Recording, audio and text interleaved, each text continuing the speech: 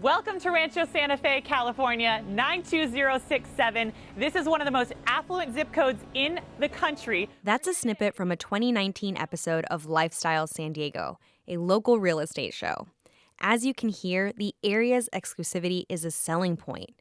Nestled in the rolling hills and eucalyptus groves a few miles off of the North San Diego County coast, it is a quintessential slice of Southern California paradise. But there's something else that's drawn the rich and sometimes famous to Rancho Santa Fe for nearly a century. A highly restrictive covenant that governs the community. The covenant, which many residents point to with pride, includes strict rules on the sizes of lots and the style of architecture.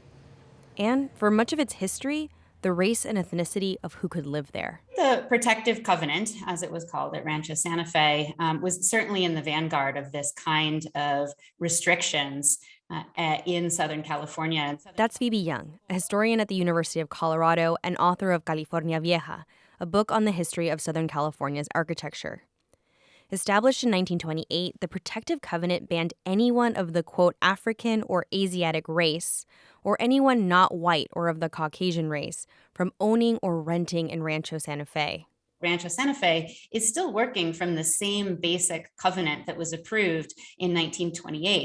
In 1948, the U.S. Supreme Court ruled that racially restrictive covenants were illegal. The Rancho Santa Fe Association, however, didn't remove the racist language until 1973.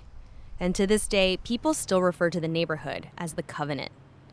That's one thing that Rancho Santa Fe resident Mary Bills wants to see change. We're just asking that they address these code words. There really are still sending signals of discrimination by using these words, by having this document. And people of goodwill, when they know something is wrong and don't change it, then I think there's a problem. Together with local real estate agent Janet Lawless-Christ, Bills wants the Rancho Santa Fe Association to rename the Protective Covenant and stop people from referring to the neighborhood that way. Bills says these words send a clear message that even today, only the white and affluent are welcome. I still feel that sense of exclusivity. If I went to some of the boutiques in Rancho Santa Fe, I would get a second look. I can guarantee you that. Lisa Montes feels the exclusion that Bills is referring to. She's a fourth-generation daughter of La Colonia, or Eden Gardens, a small community where Rancho Santa Fe's gardeners and housekeepers, all mostly Latino, could actually live.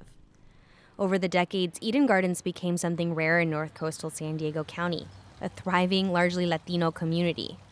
Something Montes wants people to remember as the area begins to gentrify. I saw a couple come up in a very expensive car, and it was clear to me that they were scoping out the properties. And every time I see that, I get very frustrated because they don't know this community. They are there to scoop up a deal. That's the bottom line.